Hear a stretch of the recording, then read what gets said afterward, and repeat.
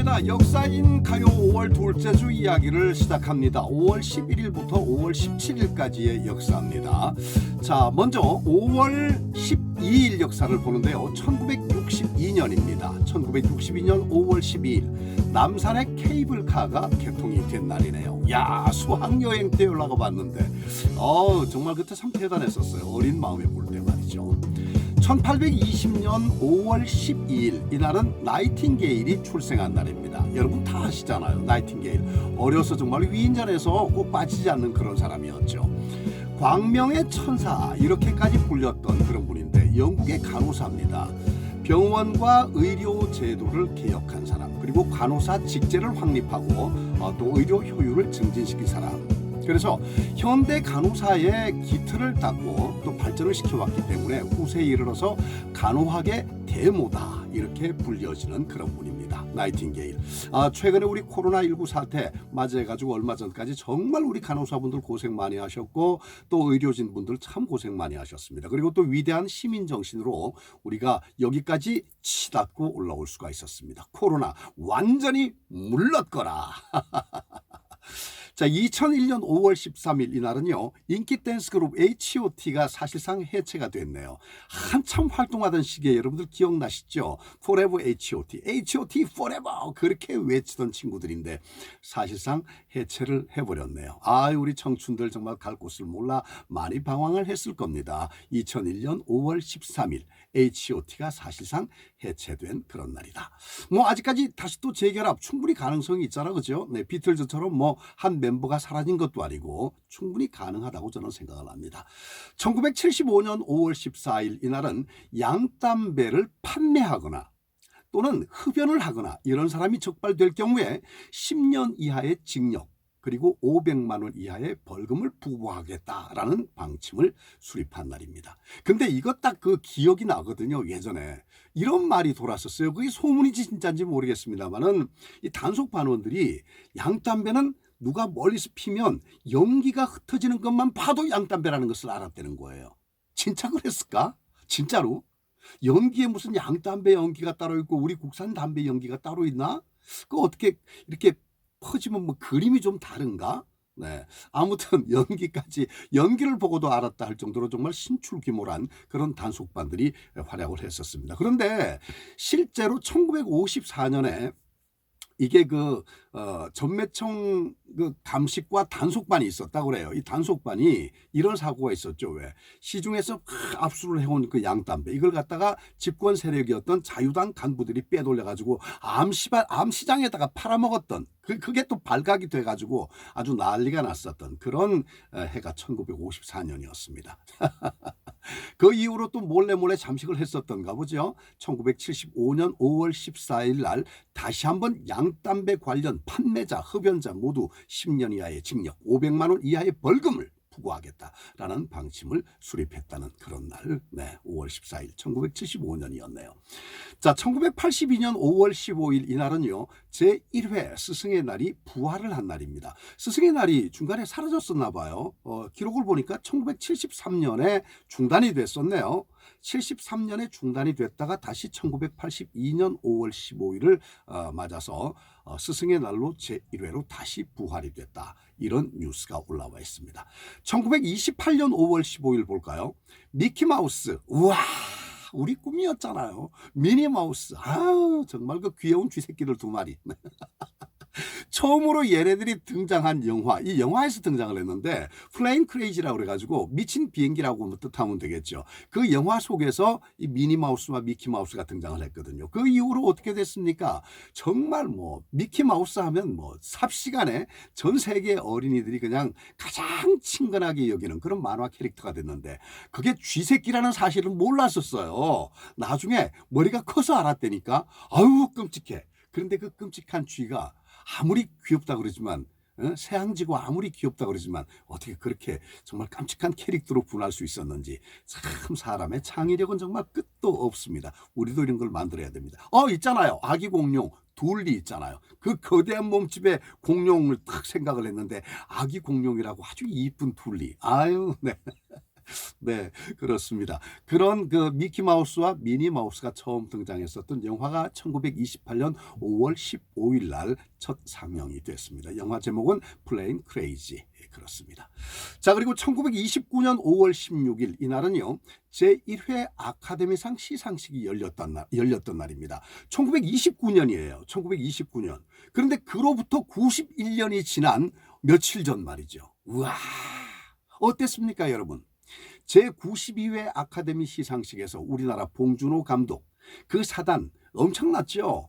이 아카데미 작품상을 수상하게 되고 감독상, 각본상까지 휩쓸어 버립니다. 거기다 또 한 가지 비영어권의 영화로는 국제영화상을 우리나라가 차지했습니다. 야, 우리나라에서는 뭐 처음으로 있는 그런 경사죠. 영화를 우리가 종합대중예술이라고 얘기를 하잖아요.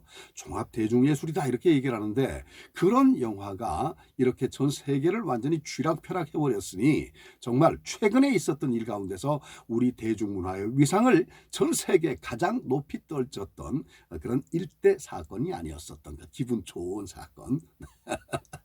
정말 온 국민이 굉장히 흐뭇해하고 정말 만세를 불렀던 그런 날로 기억이 됩니다. 자, 그리고 2012년 5월 17일 이날은요. 안타까운 일이 있었는데 사람이 그 나이가 들면 다들 추억을 먹고 산다고 얘기를 하잖아요. 그런데 그 추억 한 조각조차 없다면 감성이 너무 메말랐다 그런 얘기를 많이 하는데 그래도 우리에게 젊음의 감성, 싱싱한 그런 열정과 감성을 느끼게 해주었던 1970년대 80년대 디스코판의 여왕이라고 불려졌던 가수 도나 서머가 사망을 한 날입니다. 도나 서머 알죠? 핫스탑 이 노래를 불렀던 우리나라에서는 그 사람 목석이던가요? 가수 박지영 씨 패션 모델 출신의 이분이 노래를 불러서 그 노래 또한 우리 국민들에게 굉장히 히트가 됐습니다. 그 사람 목석 같은 사람 뭐 이런 노래. 네. 도나 서머 바이바이. 참 좋아했었는데. 자, 그리고 1998년 5월 17일 이날은요. 국산 SF 영화, 공상과학 영화죠.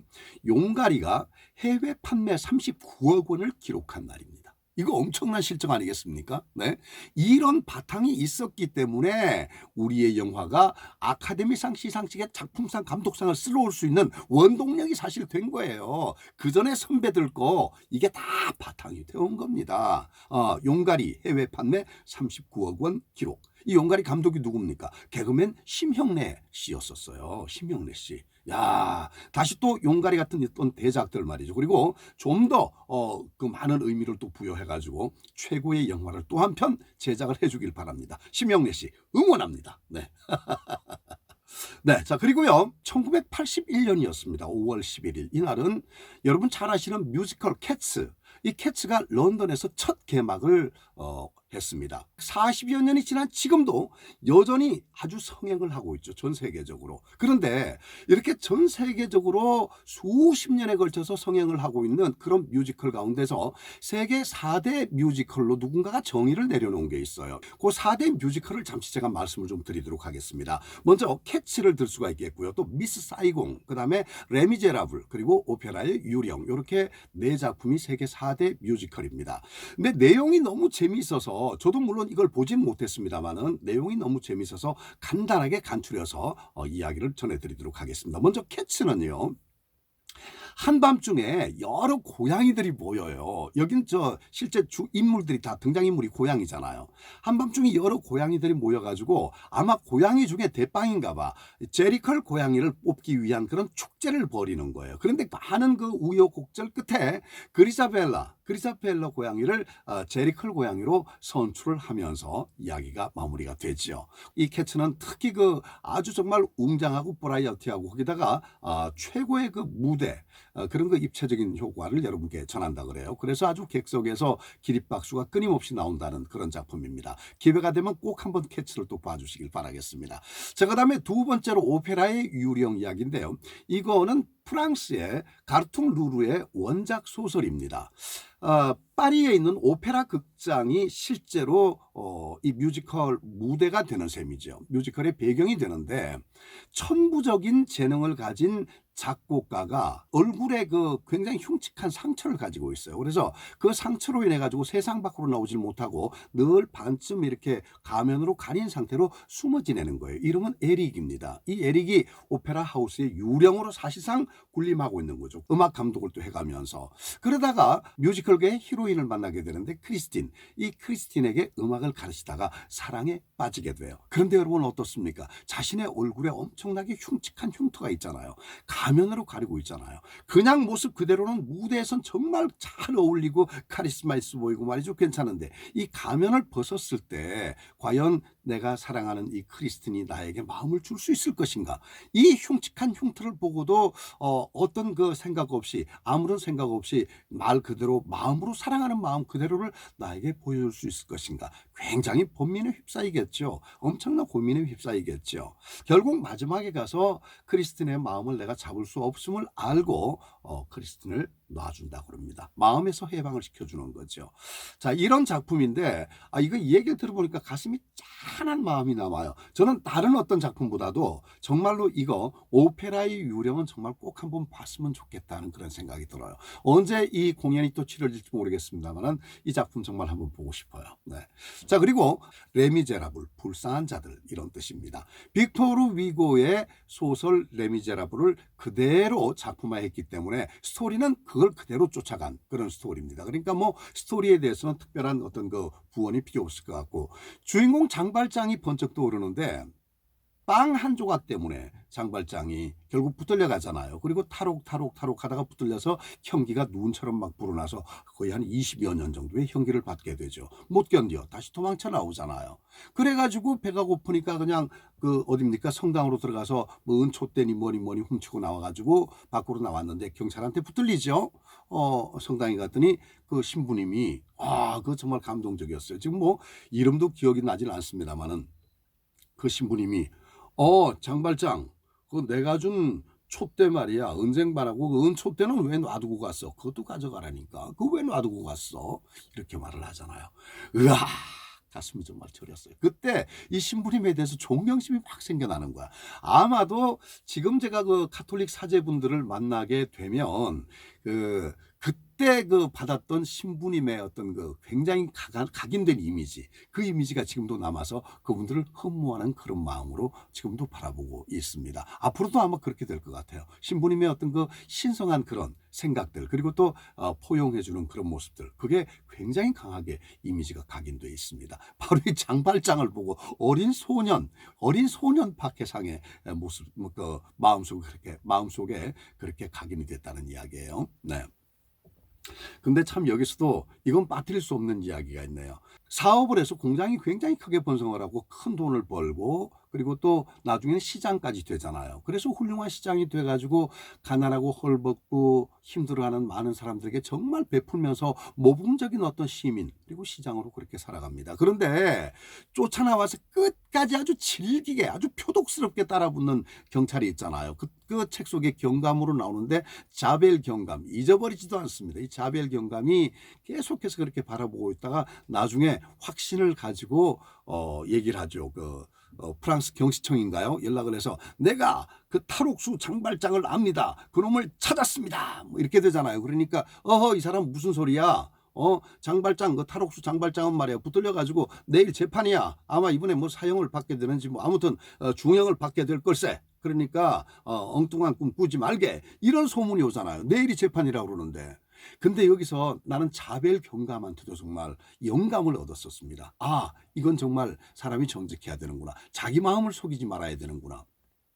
자벨 경감이 어떡합니까? 그 시장님을 찾아가잖아요. 찾아가가지고 시장님 앞에 딱 얘기를 합니다. 시장님 저를 죽여주시옵소서까지는 아니더라도 시장님 저는 이 시의 녹봉을 받고 먹고 사는 경찰인데 제가 시장님을 의심했었습니다. 시장님을 저는 탈옥수 장발장이라고 생각을 하고 고해 바쳤는데 장발장이 붙들렸다네요. 지금 재판을 내일 받는다 그러는데 아무튼 중형이 예상이 됩니다. 제가 시장님을 이렇게 저를 베풀어주고 저에게 녹봉을 내려주고 그렇게 정말 나를 배려해 준 시장님한테 은혜를 모르고 이렇게 시장님을 내가 장발장으로 오해를 했습니다. 그러니 나를 해고해 주십시오. 이렇게 얘기를 하잖아요. 저는 더 이상의 이 공무원으로서 자격이 없다 이거죠. 해고해 주십시오. 근데 그 말을 듣고 장발장은 어떻게 합니까? 그 다음날 진짜로 그 재판정을 찾아가잖아요. 엄청나게 많은 고민을 했거든. 왜? 무슨 고민을 했을까요? 첫째로 시장은 시민을 위해서 존재하는 거고, 그리고 그렇잖아요. 그리고 또 시민 중에 누군가가 아픈 사람이 있으면 내가 돌봐야 되는데 그게 시장의 본분인데, 나로 인해서 아픈 사람이 있다는 거, 나로 인해서 나의 죄를 뒤집어 쓰고 가야 될 엉뚱한 장발장이 있다는 거, 누명을 쓰고 있는 거, 내가 가서 해명을 해야죠. 그래서 시장님이 실제로 재판정을 찾아가서 뭐 선고하려고 그러는 순간에 딱 들어가겠죠. 들어가서 내가 장발장입니다. 딱 밝혀주잖아요. 그래서 그 사람은 무혐의 처리가 되고 이 시장은 거기서 얘기를 하죠. 내가 장발장입니다. 하지만 내가 벌은 달게 받겠소이다. 그렇지만 내가 지금 중요하게 돌봐주고 있는 사람이 있기 때문에 꼭 내가 가봐야 되니까 3일 후에 내가 근무하는 어디 시청에 시장실로 오시오. 나 기다리고 있겠소이다. 그리고 딱 가잖아요. 야, 멋있는 사람이야. 정말 멋있는 사람이야. 근데 이 두 사내가 다 멋있어요. 정말 멋있어. 이 자벨 경감도 자신을 속이지 않았거든요. 근데 자벨 경감이 그렇게 정말 법률에 적혀 있는 법률에 법전 속을 딱 찢고 튀어나온 사람처럼 글자 토시 하나 안 틀릴 정도로 그렇게 법에 따라 행동을 하잖아요. 그렇게 행동을 하는데 피도 눈물도 없이. 그런데 그럼에도 불구하고 공직자는 그걸 좀 배워야 된다는 생각이 사실 좀 들기는 해요. 자벨 경감 그리고 또 장발장, 이 두 사내의 정말 멋진 모습은 잊을 수가 없습니다. 요새 말로 정말 상남자 중에 상남자들이죠. 빅토르 위고 선생께서 기가 막힌 작품을 만들었고 그 작품이 지금 소설뿐만 아니라 이렇게 세계 4대 뮤지컬로 승화가 돼서 전 세계인들이 그 작품을 입체적으로 극장에서 감상을 하고 있습니다. 그리고 또 이제 마지막 미스 사이공이 남아있는데, 내용상으로는 미스 사이공이 저는 가장 우리의 정서에 맞다 이런 생각이 들더라고요. 주인공이 킴입니다. 이 전쟁통에 부모님을 잃고 모든 것을 다 잃어버리고 오로지 생계를 위해서 활락가로 나가게 됩니다. 유흥가로 나가게 된 거죠. 근데 그곳에서 미군 장교 크리스를 만나게 되잖아요. 그런데 두 사람이 사랑이 싹트고 두 사람 사이에 아이가 생깁니다. 아이 이름까지는 제가 기억이 납니다. 탐이에요. 탐. 그랬는데 두 사람이 서로 사랑의 단꿈을 더 이상 많이 꾸기도 전에 전쟁이 끝나고 크리스가 미국 본국으로 돌아가게 됩니다. 뭐 헤어질 때 당연히 그렇게 얘기를 했겠죠. 내 꼭 데리러 오마. 기다려라 춘향아. 춘향이가 아니구나. 기다려라. 뭐 이러고는 이제 갔겠죠. 그렇게 갔는데 사실상 베트남이 공산화되어 버렸기 때문에 들어갈 수가 없었어요. 그런 상황이 되니까 거기서 그래, 킴은 그곳에서 열심히 살 거야. 이렇게 생각을 하면서 크리스가 결혼을 해버립니다. 그곳에서. 홀로 남은 킴은 끝까지 그래도 기다리고 있습니다. 사이공에서. 기다리고 있다가 한 남자를 알게 되는데, 이 남자가 킴에게 결혼을 하자고, 그러니까 청혼을 하는 거죠. 청혼을 하는데 그 청혼을 퇴짜를 놓습니다. 이유인즉 나는 사랑하는 남자가 있고 나에게는 신랑이 있고 또 나에게는 아들이 있다. 그 아이의 아빠를 나는 찾아서 가야 된다. 이런 얘기를 하잖아요. 그러니까 청혼에 딱지를 맞은 이 남자친구가 화가 머리끝까지 난 거예요. 생각을 한 겁니다. 내가 킴을 차지하기 위해서 그렇다면 저 아들 탐이 없으면 되겠네. 그래서 아들 탐을 없앨 계략을 세우잖아요. 그 계략을 세우는데 이것을 킴이 먼저 눈치를 챈 거예요. 그래서 아들의 안전을 위해서, 아들의 행복을 위해서 그 사람을 먼저 제압을 합니다. 그리고는 도망쳐 나오죠. 태국으로. 방콕으로 도망쳐 나와가지고 거기서 미국하고 연결을 해가지고 어쨌거나 연락이 됩니다. 그랬는데 보니까 킴이 크리스가 이미 결혼을 하고 살고 있는 거예요. 사려 깊은 그런 그 결단을 내려요. 어떤 결단을 내리는가 하면, 내가 저 남자의 행복을 짓밟아서는 안 된다. 하지만 내 아들의 행복도 짓밟혀서는 안 된다. 그래가지고 얘기를 하지 않습니까? 우리 사이에 아들이 하나 있다. 이 아들을 크리스가 데리고 가서 키워주는 것이 아들의 장래를 위해서도 나을 것 같다 하고 얘기를 합니다. 그리고는 크리스와 또 부인은 서로 얘기를 해서 아니다. 킴에게 아들을 데려오는 것은 우리가 아들을 빼앗아오는 결과밖에 되질 않는다. 장기적인 측면에서 볼 때. 그러니까 아이를 빼앗는다면 킴에게 마지막 남아있는 행복을 빼앗는 것밖에 안 된다. 그러니까 아이를 데려오면 안 된다. 그래가지고 아이를 데려올 수가 없습니다. 그저 행복하길 바라겠습니다. 이렇게 되는 거잖아요. 결국 킴은 아이를 맡기는 걸 갖다가 실패를 하게 되죠. 그리고는 방콕에서 따라온 엔지니어에게 아이를 빨리 데려가라. 크리스가 지금 데리러 온다고 그랬으니까 빨리 가라. 그리고 나는 곧 따라가마. 그래서 이 엔지니어가 아이를 데리고 나간 사이에 자살을 하게 되죠. 자, 이게 이제 미스 사이공의 줄거리였는데 이 미스 사이공의 이 이야기는 우리가 어디선가 많이 접한 듯한 또 이런 류의 이야기가 굉장히 많이 있는 그런 것을 느끼게 되지 않습니까? 실제로 우리 영화 속에서도 이런 얘기가 분명히 있었고요. 그리고 또 우리 옛날 고전 속에서도 이와 비슷한 형태의 이야기가 또 있어 왔던 걸로 제가 기억을 하고 있습니다. 그래서 그런지 우리 정서에 잘 맞다는 그런 생각도 들고요. 단지 배경이 월남전을 배경으로 하고 있었다는 것, 이것 하나가 다르지 사실은 거의 비슷한 그런 이야기가 아닌가 이런 생각이 듭니다. 자, 이렇게 아무튼 오늘은 4대 뮤지컬 캣츠 그리고 미스 사이공 또 레미제라블 오페라의 유령 이 4개 4대 뮤지컬을 여러분께 간단한 내용을 소개를 해드렸는데 1981년 5월 11일 뮤지컬 캣츠가 런던에서 첫 개막을 했다는 소식을 알려드리면서 이 이야기를 전해드렸습니다. 한 편도 못 보신 분 계시죠? 한번 손 한번 들어보세요. 네, 세계 4대 뮤지컬 한 편도 못 보신 분, 한 편도 못 보신 분, 네, 손 들어보세요. 네, 같이 보러 가요. 다음번에 꼭 같이 보러 가요. 네네. 아유, 참, 이야기만 들어도 정말 재밌습니다. 자, 그러면 이제 오늘의 노래를 전해드리면서 마무리를 하도록 하겠는데요. 오늘의 노래는 아무래도 오늘 뮤지컬 이야기를 재밌게 했기 때문에, 물론 내용상으로 상당히 다른 부분이 있을 겁니다. 제가 축약을 거듭해서 짧은 시간 내로 그냥 재밌거리만 여러분께 제공을 했기 때문에 많이 다를 거예요. 하지만 그거 과히 나무라지 마시고 이야기잖아요.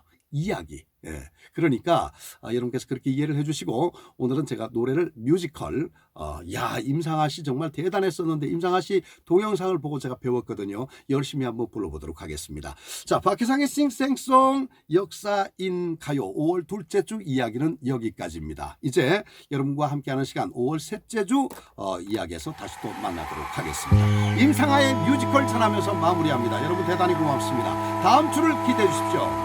감사합니다.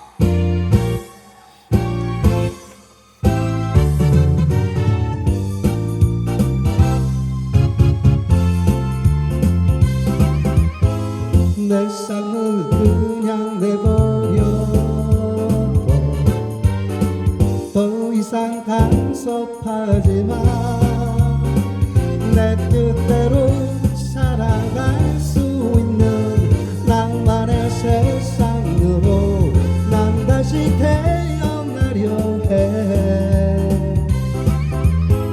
다른 건 필요하지 않아 음악과 춤이 있다면 난 이대로 내가 하고픈 대로 날개를 펴는 거야 내 삶의 주인은 바로 내가 돼야만 해 이젠 알아 진정 나의 인생은 지난 리듬들 속에 언제나 내가 있다는 그거 나 또다시 삶을 택한다 해도 후회 없어 음악과 함께 가는 곳은 어디라도 좋아 또 다른 길을 가고 싶어 내 속에 다른 날 찾아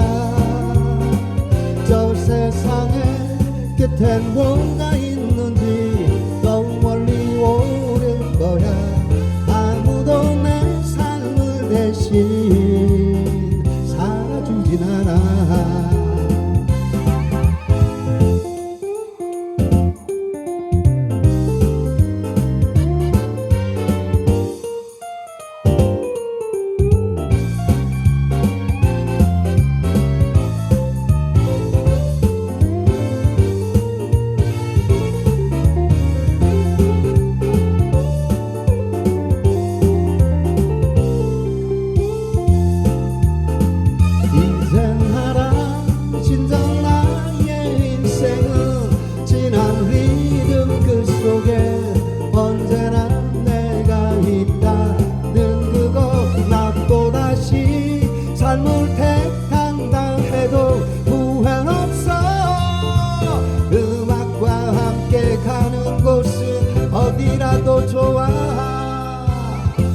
또 다른 길을 가고 싶어 내 속에 다른 날 찾아 저 세상의 끝엔 뭔가